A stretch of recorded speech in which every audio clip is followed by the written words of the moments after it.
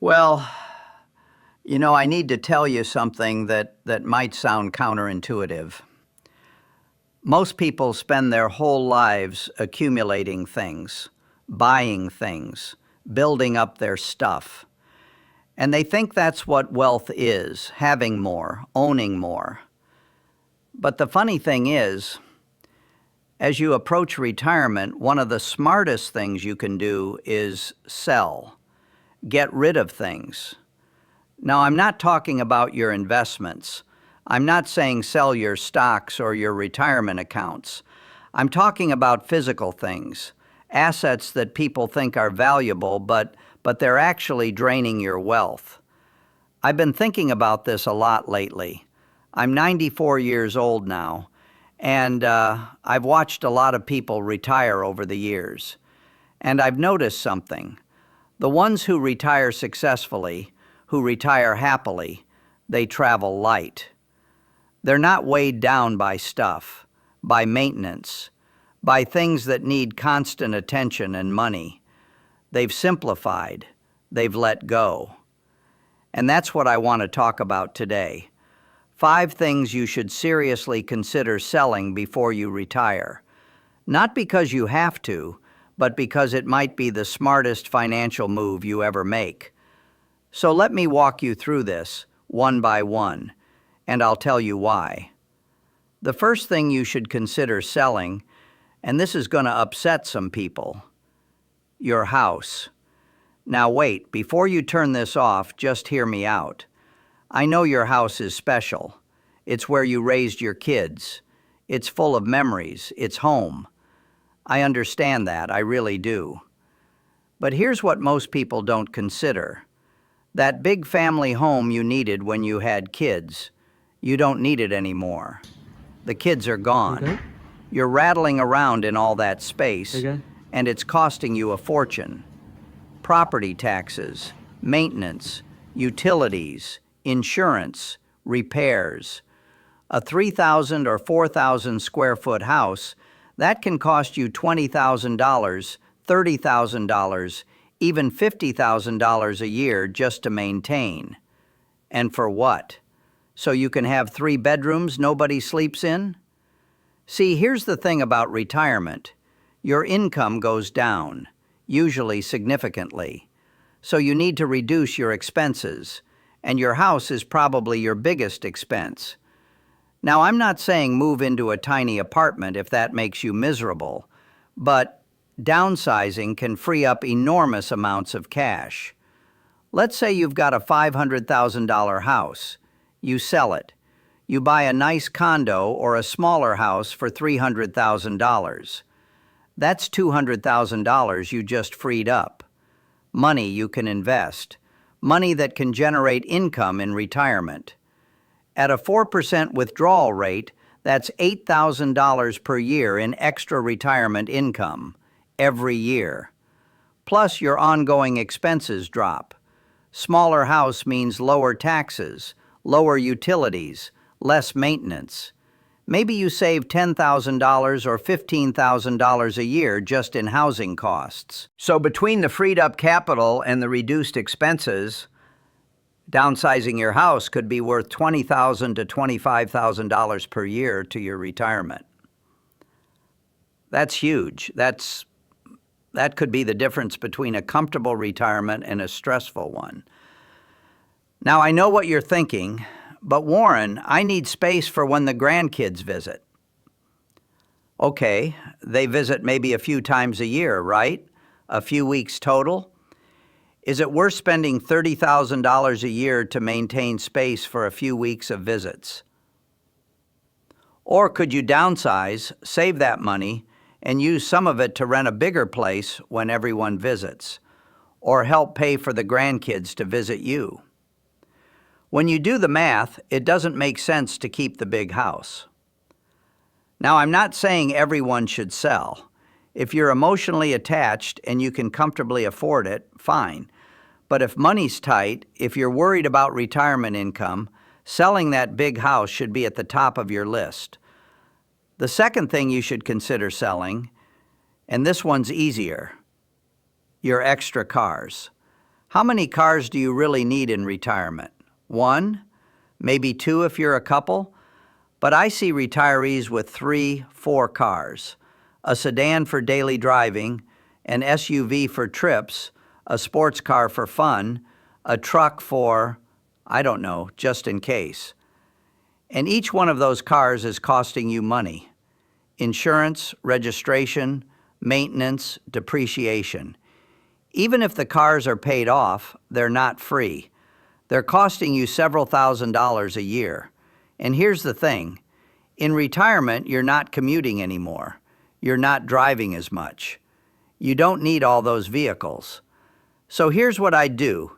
Keep one reliable car, maybe two if you both drive separately a lot. Sell the rest.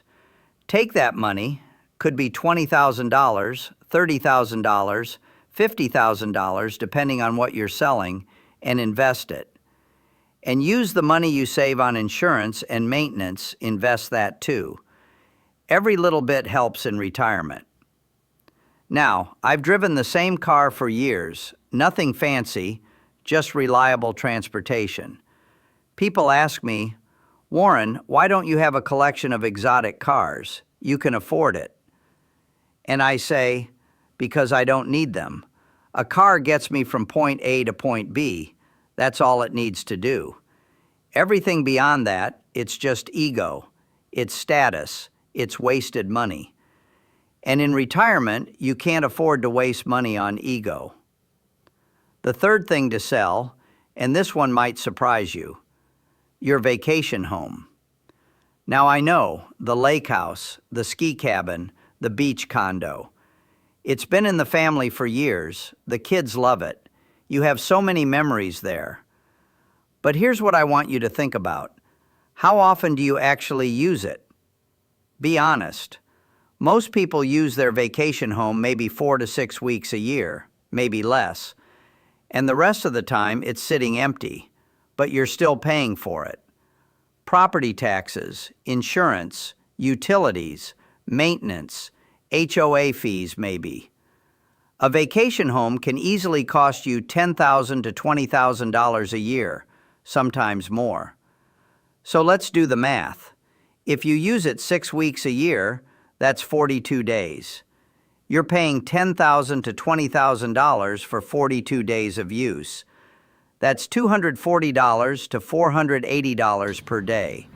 You could stay in a really nice hotel for that, or rent a vacation home when you want one. And here's the other thing. That vacation home, it's probably worth a lot of money. Money that's locked up, not working for you, not generating income. If you sold it, let's say it's worth $300,000, you could invest that money.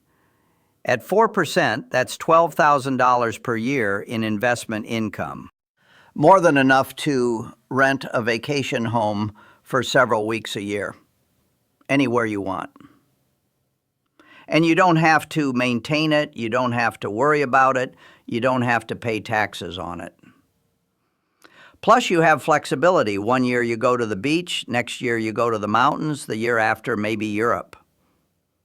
You're not stuck going to the same place every year just because you own property there. Now, I understand the emotional attachment. I really do. But in retirement, cash flow is king. And that vacation home, it's eating your cash flow. So consider selling. Take the money, invest it, and rent when you want to vacation. You'll probably end up traveling more, not less. The fourth thing to sell, and this one's important, individual stocks that you're holding for emotional reasons. Now, I love stocks. I've made my fortune in stocks. But I'm talking about something specific here. A lot of people, they inherit stock, or they worked for a company and accumulated stock in that company over the years. And they hold on to it, even though it might not be the best investment, because it was dad's stock, or because they feel loyal to their old employer. But here's the thing. In retirement, you can't afford to be sentimental with your investments. You need diversification. You need safety. You need income. And if you've got 30% or 40% of your portfolio in one single stock, that's risky, very risky. What if that company has problems? What if the industry changes? What if the stock crashes? You could lose a huge chunk of your retirement savings. I've seen this happen. People who worked for Enron, WorldCom, Lehman Brothers. They had most of their net worth in their company stock, and when those companies failed, they lost everything. So here's what you do before you retire. Look at your portfolio. If you've got more than 5% or 10% in any single stock, sell some of it. Diversify. Put it in a broad index fund. Spread the risk. Yes, you might have to pay capital gains taxes, but that's okay. It's worth it for the safety and diversification. And if the stock you're holding isn't a great business, if it's just something you inherited or accumulated out of habit, sell it all. Don't let emotion or loyalty cloud your judgment. Your retirement security is more important than sentimentality. And the fifth thing to sell, this one's a little different. Your business, if you own one. Now, if you're a business owner approaching retirement, you basically have two choices. You can keep running the business, or you can sell it. And a lot of business owners, they can't let go. They built the business. It's their identity. It's their baby. So they keep working, well into their 70s, sometimes their 80s. And that's fine if it makes them happy, but a lot of times it doesn't.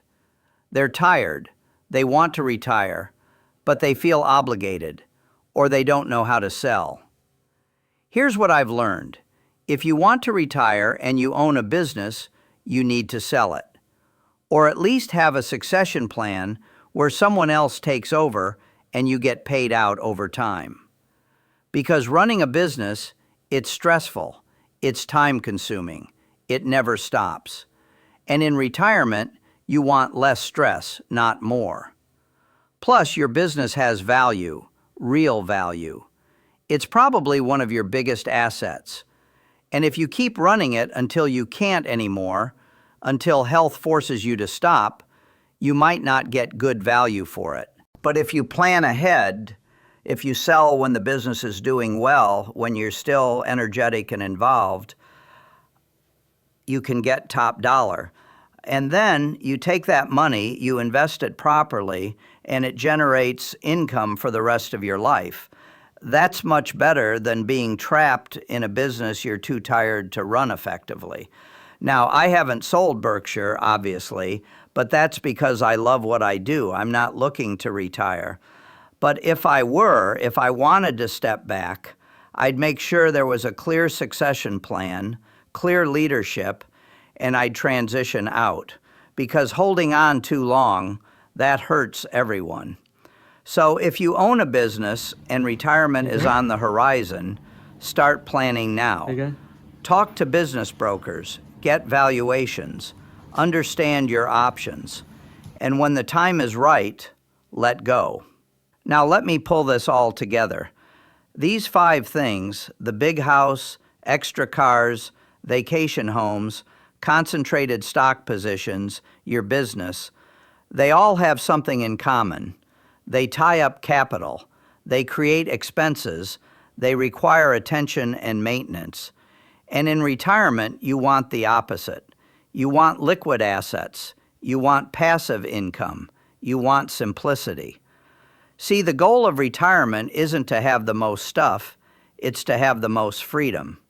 Freedom to do what you want, go where you want, spend time with who you want. And stuff, all this stuff, it weighs you down. Every extra house, every extra car, every complicated investment, that's something you have to manage, something you have to worry about. But if you sell these things, if you convert them into simple income-producing investments, suddenly your life gets easier.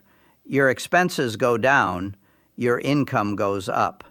And you can actually enjoy retirement instead of spending all your time and money maintaining things you don't really need. Let me give you an example. I know a couple, they were both in their early 60s. They had a big house worth about $600,000. They had 3 cars, a vacation condo, and the husband owned a small business. On paper, they were worth over $2 million, but they were stressed, couldn't afford to retire. Why? Because all their wealth was tied up in stuff, and that stuff was expensive to maintain. So I talked to them, and I said, look, you need to simplify. They sold the big house, bought a nice condo for $300,000, freed up $300,000. They sold 2 of their cars, freed up another $50,000. They sold the vacation condo for $250,000, and the husband sold his business for $600,000. Suddenly, they had over $1.2 million in liquid investable assets that they didn't have before. They invested it. At a 4% withdrawal rate, that's nearly $50,000 per year in income. Plus, their ongoing expenses dropped by about $30,000 per year because they weren't maintaining all that stuff anymore. So their financial situation improved by almost $80,000 per year. And they retired happily, comfortably. All because they were willing to let go. Now, I know what some of you are thinking, but Warren, selling means I have to pay capital gains taxes. Yes, maybe, depending on what you're selling and how much gain there is. But here's what I want you to understand. Paying taxes on gains, that's not a bad thing. It means you made money. It means the asset appreciated. And yes, you'll pay maybe 15% or 20% in capital gains taxes. But think about what you're getting: liquidity, simplicity, reduced expenses. Don't let the tax tail wag the investment dog. I've seen people hold on to things they should sell just because they don't want to pay taxes. And you know what? They end up worse off. Because the thing they're holding, it's costing them money every year, or it's risky, or it's dropped in value. And they would have been better off just paying the taxes and moving on. So don't be penny wise and pound foolish. Let me talk about something else that's important: timing. When should you sell these things? The answer is before you retire, not after. See, if you wait until after you retire to sell, you might be in a hurry. You might need the money immediately. And when you're in a hurry, you don't get good prices. But if you plan ahead, if you start selling these things a year or 2 before retirement, you can take your time. You can get good offers. You can negotiate. Plus, selling things takes time. Houses take months to sell. Businesses can take a year or more. So start early. Don't wait until the last minute. Now let me address one more thing. What do you do with the money once you sell? Because this is critical. If you sell all these things and then you just spend the money, you've accomplished nothing. The goal is to convert stuff into income-producing assets. So when you sell your big house and downsize, that freed up capital goes into investments. Index funds, dividend stocks, bonds, whatever your retirement portfolio strategy is. Same with the vacation home, the cars, the business, all of it. You're not selling to blow the money on a world cruise. Though, maybe a small cruise is fine. But most of that money, it needs to go to work for you, generating income, growing over time. That's how you turn stuff into freedom. So let me tell you something I've observed over the years. The happiest retirees, they're not the ones with the most stuff. They're the ones with the most flexibility, the most cash flow, the most freedom. They can pick up and travel for a month without worrying about who's watching the vacation house. They're not stressed about property taxes or maintenance costs. They're not tied down by obligations and possessions. They're light. They're free. And that's what retirement should be. You spent 40 years accumulating. Now it's time to simplify. Sell the excess, convert it to income, and enjoy your freedom. Now, I'm not saying sell everything you own and live like a monk. I'm not saying you can't have nice things or enjoy your money, but be intentional, be strategic. Ask yourself, does this thing add to my life, or does it complicate my life? Does it bring me joy, or is it just something I'm holding on to out of habit or obligation? And if it's the latter, sell it. Use that money for things that actually improve your retirement. Travel, hobbies, time with family, whatever matters to you. Well, I think I've made my point. 5 things to sell before you retire. Your house, downsize. Your extra cars, keep 1 or 2, sell the rest. Your vacation home, convert it to liquid assets. Concentrated stock positions, diversify. Your business, sell or transition out. These moves, they could free up hundreds of thousands of dollars, maybe more. Money that can be invested, money that can generate income, money that can make your retirement comfortable instead of stressful. And beyond the money, you'll simplify your life. Less to maintain, less to worry about, more freedom. That's the real wealth in retirement, not how much you have, but how free you are. You know, I've been fortunate in my life. I've accumulated a lot of wealth, but I've never let it weigh me down. I've never let possessions complicate my life. I live simply. Same house since 1958. Nothing fancy, nothing complicated. And that simplicity, it's given me freedom. Freedom to focus on what I love, what matters. That's what I want for you in retirement too. So don't be afraid to let go. Don't hold on to things just because you've always had them. Be willing to sell, to simplify, to lighten your load. Your retirement self will thank you. Well, thank you for listening today. I hope this gives you something to think about, something to plan for, because these decisions, they can make a huge difference in your retirement. The difference between comfortable and stressed, between freedom and burden. So start thinking now, make a plan, and when the time comes, be willing to let go. It's not about having less, it's about having what matters. And in retirement, what matters most is freedom. Good luck out there. And remember, the best things in retirement aren't things at all. They're experiences, relationships, time. Sell the stuff, keep what matters. Thank you.